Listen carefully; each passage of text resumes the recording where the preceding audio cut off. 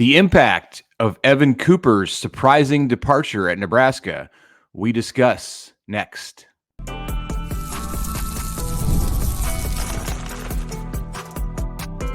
You are Locked On Nebraska, your daily Nebraska Cornhuskers podcast, part of the Locked On Podcast Network, your team every day.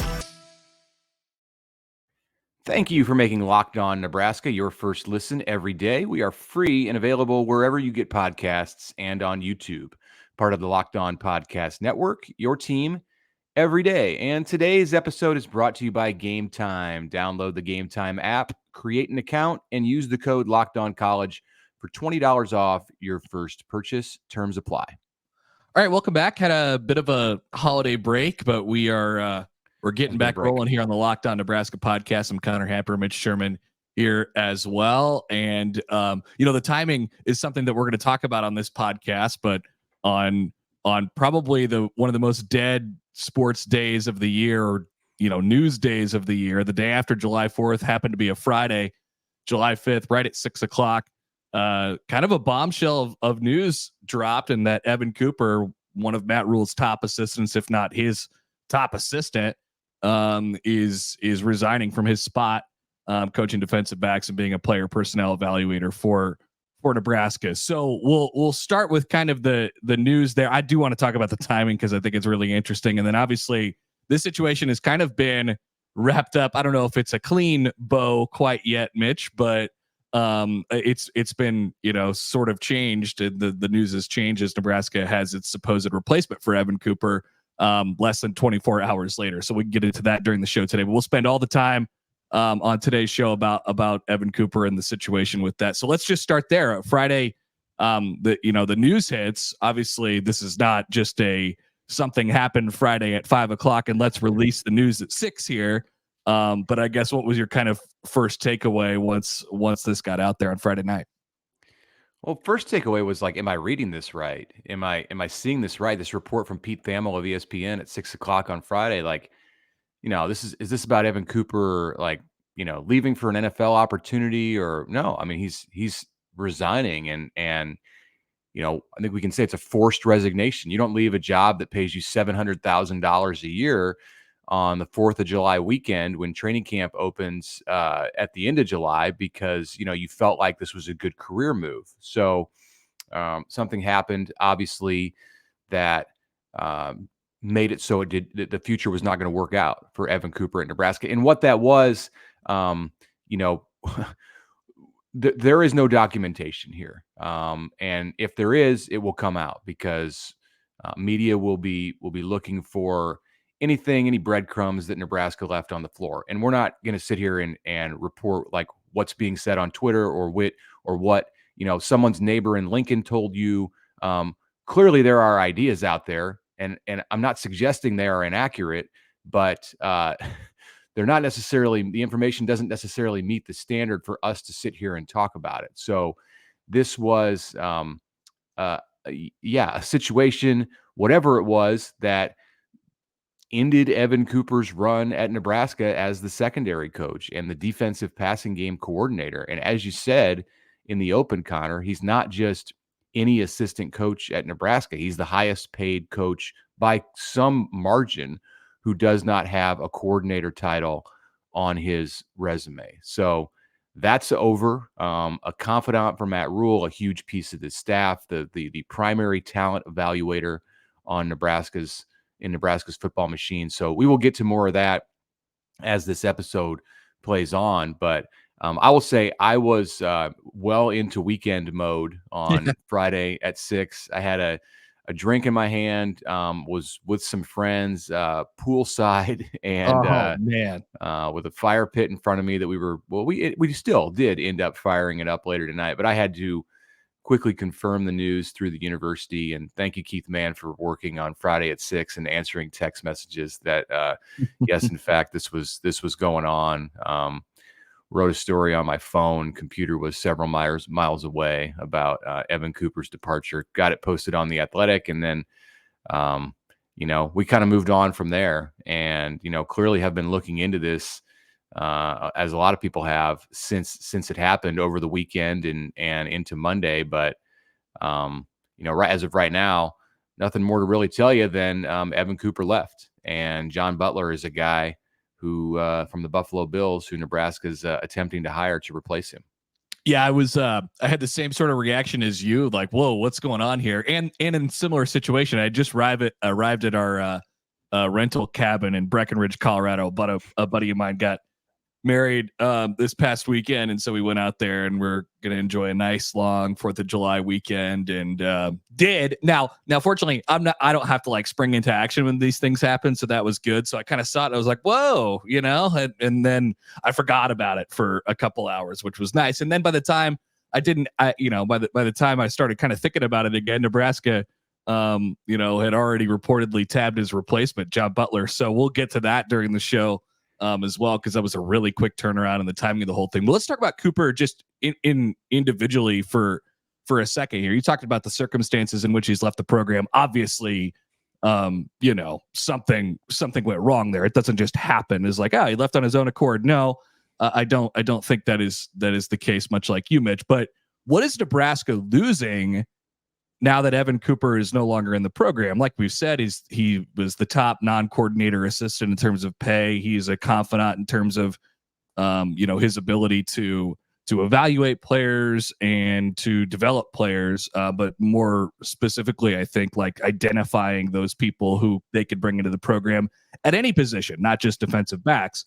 So there's that piece of it as well. So it's like, this always happens when Nebraska has some sort of weird thing happen with especially one of its assistant coaches that forces them to leave or something like that. People try to immediately kind of take the program side and spin it into a positive.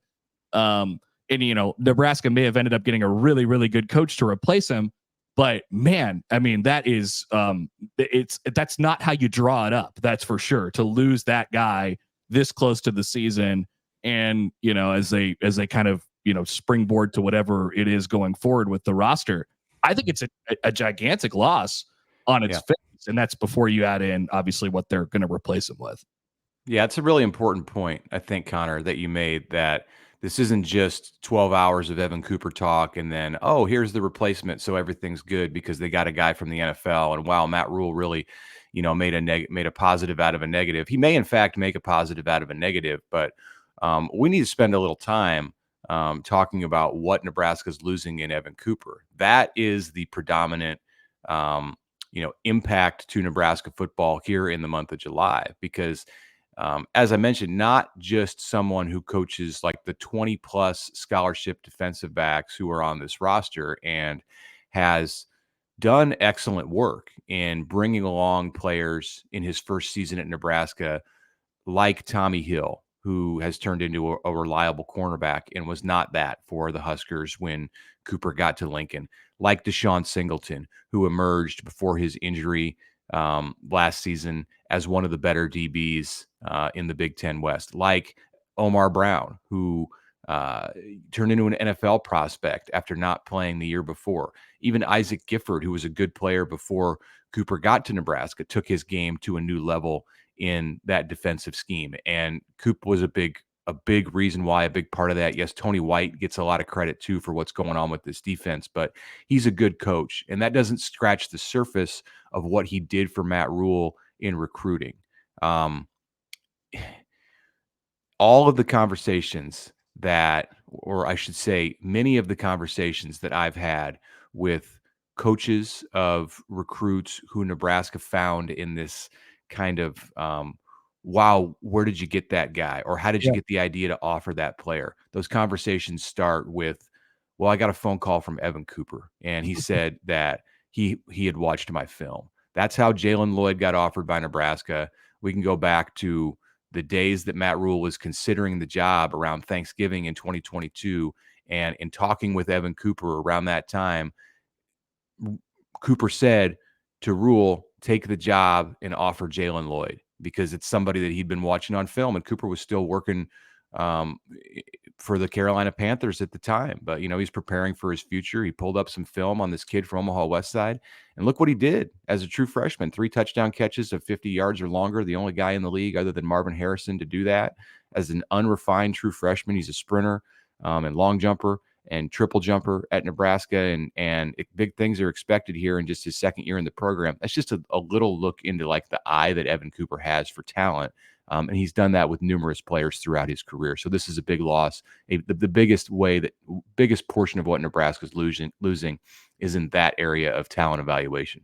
I'll make one more point before we take a quick break here and then get into the timing aspect of it. But I do think, to your point, Mitch, Nebraska's almost identity under Matt Rule from a recruiting perspective is exactly that. I mean, and I think they're gonna recruit high profile players. Hell, they're in the mix in the top 4 for a 5-star offensive tackle at the moment. So like it's not like they're not going to try and recruit the best guys. They've swung shots, but most of Matt Rule's classes are at Nebraska, or a portion of them are going to be guys who were kind of off the radar. We've already seen that sort of develop here, where a guy's you won't even know a guy's recruitment is happening, and all of a sudden a commit graphic will pop up and be like, "Whoa, where'd this guy come from? He wasn't on any of the boards or anything like that." And that's in large part because of Evan Cooper's work of finding people. So like, I know Rule shut down the whole diamonds in the rough thing. We're not recruiting diamonds in the rough. We're recruiting NFL players. It's whichever way you want to spin it, that's what they're doing, taking lesser, recruited guys, and they're trying to develop them. And that's because of the eye for this stuff that Evan Cooper had, along with a lot of other stuff. But there's no doubt Evan was like baked into the cake of what they were trying to do from that perspective. So it's a really important loss.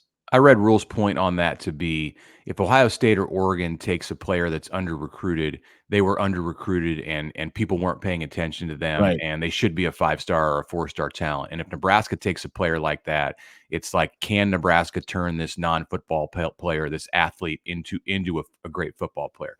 And that's not the way he sees it. And I understand what he's saying in that regard. They trust their evaluations, and he trusted no one more than Evan Cooper to make evaluations. So we'll get more into this, starting off with the timing of both the Cooper move and the potential John Butler move when we come back from the break. A reminder to follow us on Twitter at LockedOnNEB, email the show at LockedOnNEB@gmail.com. Drop us a message, whatever you would like to tell us, suggestions. If you want to sponsor us, let us know too. We'll get you set up in front of football season. Back after the break. All right, if you've listened to our pod that we enjoy baseball. Connor, you got to enjoy some baseball over the 4th of July weekend. I hear you took in a Royals game in Colorado. Sure did. It was a beautiful thing too, and Gametime was a big part of it. So yeah, why don't you continue to tell people about Gametime? Yeah, Mitch Sherman here talking about Gametime. There's no better time to go to a game because it's the middle of July. And if you choose to do that and it's a baseball game, Gametime will make that experience much easier because it is an authorized ticket marketplace of Major League Baseball. Gametime makes getting tickets faster and easier because prices on the app go down the closer you get to first pitch. If you want to go to a concert, if you want to go to a college football game this fall, anything that's a hot ticket, it's going to be there on Gametime. I like that you can see flash deals. You can look at views from your seat. You can customize your spot in the stadium. It's got all-in pricing. So take the guesswork out of buying tickets with Gametime. Download the app, create an account, use the code LOCKEDONCollege for $20 off your first purchase. Got to be your first purchase. Terms do apply. So download the Gametime app today. Last-minute tickets, lowest price, guaranteed.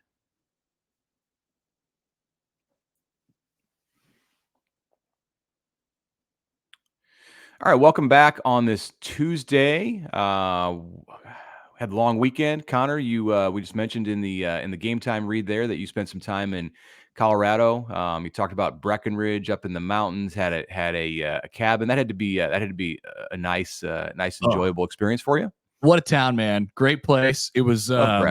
It was in the upper 30s at night, and it never got above like 65, and so the humidity really hit me when I got down from the mountains. But yeah, it was a great weekend. Saw the Royals at Coors Field on Sunday, the one game of the series that they won. So yeah, now we're back and we're getting into I'm getting my brain into football mode, and this is like a good entry point into it. This like sudden shock of coaching news. Yeah, we're 2 weeks away from, is that right? Yes, 2 weeks from today, away from Big Ten Media Days in Indianapolis, and I think Big 12 Media Days is going on like right now Yep. in in Las Vegas. They keep moving it up. It's going to coincide with the College World Series here pretty soon, but there's more teams now in the Big Ten. You got to get used to Arizona State.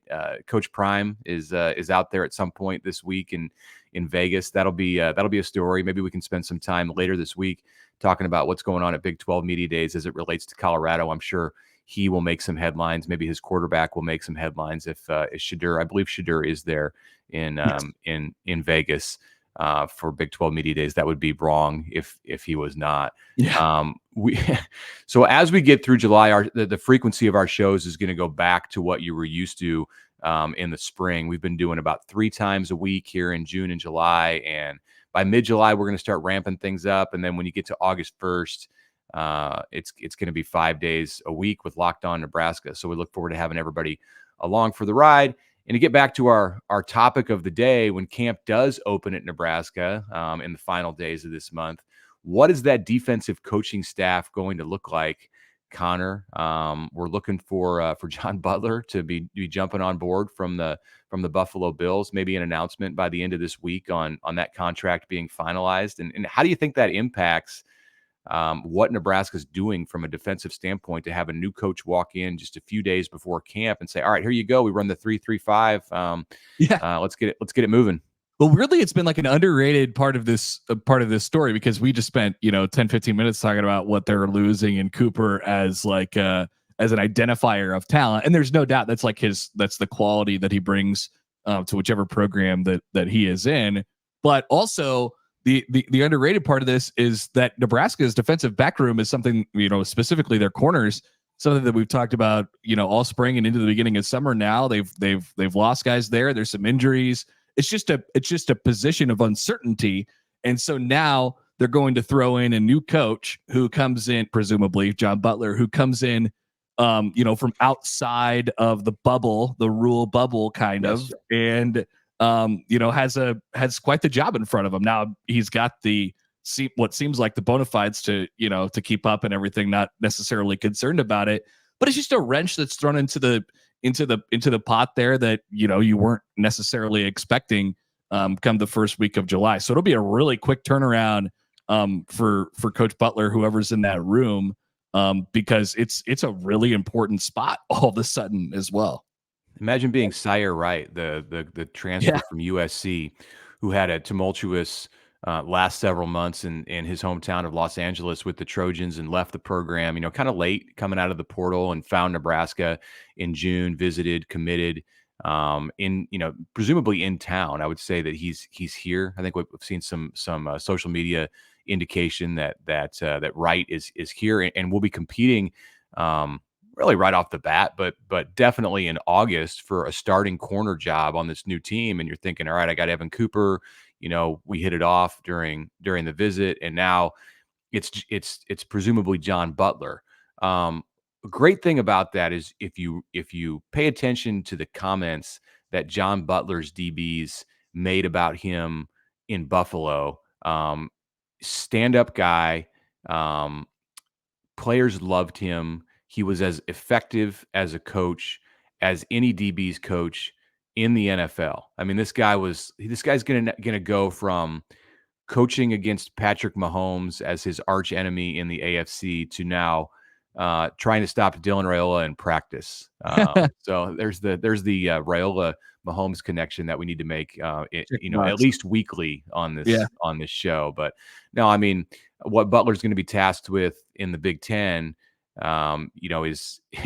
is quite a difference, I guess you could say, from what he did with the Bills when they game planned against the Dolphins and the Patriots and the Chiefs on a weekly basis.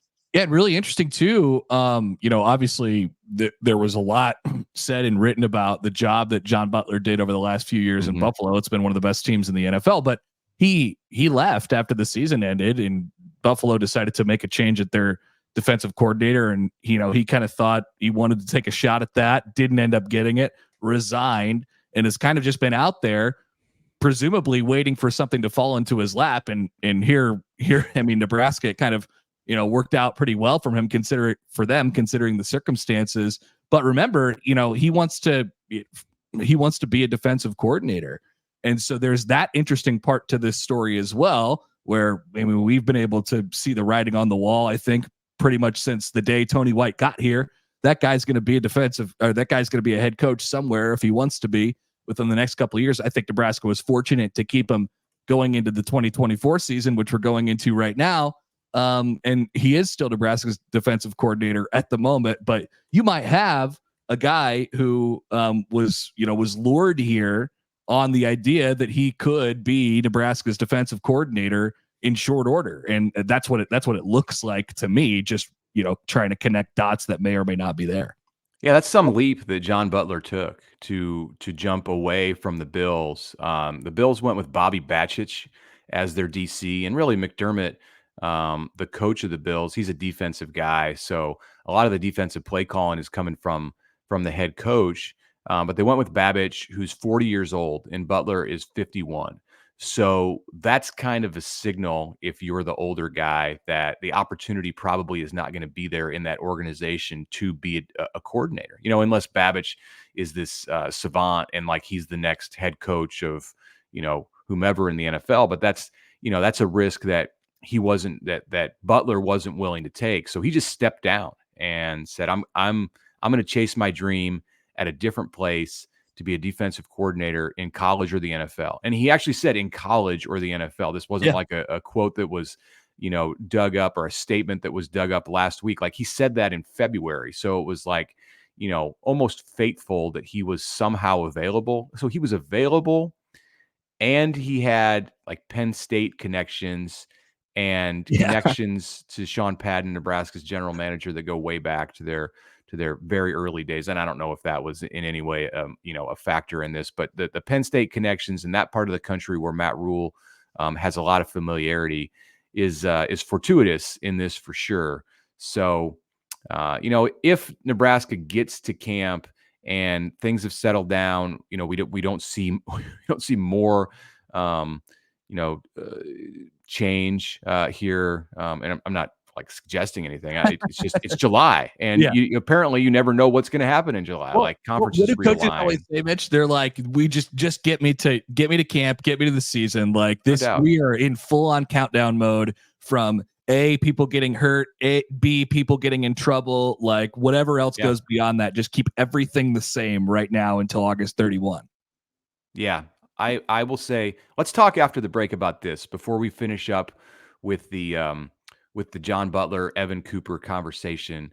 Let's talk after the break about the stupidity that occurred. I don't know if you caught wind of this on Sunday with Terrence Knighton having some issues that turned out to be false, related to to the Nebraska program and his employment. So I can shed a little bit of light on that because I talked to Terrence via text on Monday morning, but that will be coming up in segment 3. Want to tell you first, a reminder, if you're watching Fox Sports or ESPN on your TV all day, please turn down the volume because of all that shouting and make the switch to Locked On Sports Today. It's a free 24/7 sports streaming channel programmed for you every day to bring you the biggest stories without all that screaming. Locked On Sports Today delivers can't-miss analysis, opinions, and news, streaming 24/7 on YouTube and the free Amazon Fire TV channels app, part of the Locked On Podcast Network, your team every day.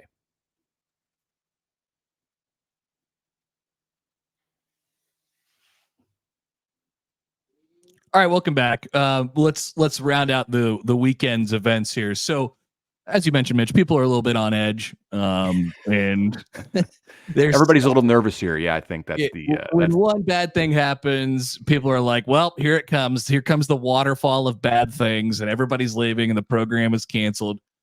So you're going to have to inform me a little bit on this. Here's what I have. Terrence Knighton, Nebraska's defensive line coach, who's very, well revered on the staff and has done a really good job putting that room together. He changed his Twitter profile picture, and that seems to have caused mass hysteria in the state of Nebraska. Is that the story that I missed? Yeah, that's what happened. He He was messing with his social media, and it's downtime. Like Coach Pot Roast, like he's busy. 11 months out of the year, 11 and a half months out of the year. It's the 4th of July weekend. Like, there's no visitors on campus. He's enjoying a little relaxation, and he's like, "Hey, I'm gonna mess with my my Twitter profile here, make it look really good for going into the season." And people freaked out. Like, the texts were coming in to me like hot and heavy, almost as much as on Friday night. And I think a lot of this was because of like the atmosphere, like the mood in the room. Read the room, Yeah. Coach Knighton. Like, people are worried. They just lost one defensive assistant, and now you're changing your Twitter picture. So anyway, it was nothing. I sent a text on Monday morning to Coach Knighton just to make sure everything was good. I said, "Is everything good with you and Lincoln?" And he said, "LOL, no idea. I was simply playing with my profile pics and profile, nothing at all, not implying anything or subliminal. Trust me, I speak for myself before anything. Don't ever assume. I'm an open book. I'll never change my profile picture again." So, all right, good. No more changing profile pictures, everybody. Jeez. yeah. What a story. Well, I would say only in Nebraska, but it's only in probably about, I don't know, 5 to 10 college football markets that would happen. And Terrence Knighton now understands that pretty well. Man, we love July. There is always, like, in the absence of anything happening, one very small thing happens and it causes some panic. Mitch, before we get out of here, I wanted to say this because we've been talking about the kind of the timing of the moves throughout the entire episode today. So Matt Rule turned, here's where you could put a positive spin on what happened over the weekend. Matt Rule turned a pretty sticky situation into like kind of a masterclass in how to deal with things. To the point where people actually were trying to convince themselves that this is a net positive. But like Friday, 6:00, on the perfect day for it, the news gets out there. By the next day, Nebraska has their guy, and then there's a whole bunch of inferences I think you could make off of that. And I think maybe one of the most important thing to remember is, now we're projecting, I guess, a little bit. Under any of the previous regimes that didn't really understand this part of the job, that hangs out there. The rumor mongers, the rumor message boards get absolutely fired up, and there's inaction on it for days and months and weeks, and the coach has got to make a statement, and like it turns into a disaster. This whole thing, where Nebraska loses one of their top assistants, a very important job on the staff, is wrapped up in the span of 24 hours. And like, we still have questions. And then there's a long holiday weekend to go along with it. I mean, it's like, it was amazing how Matt Rule did that. So like, man, what a great job by him.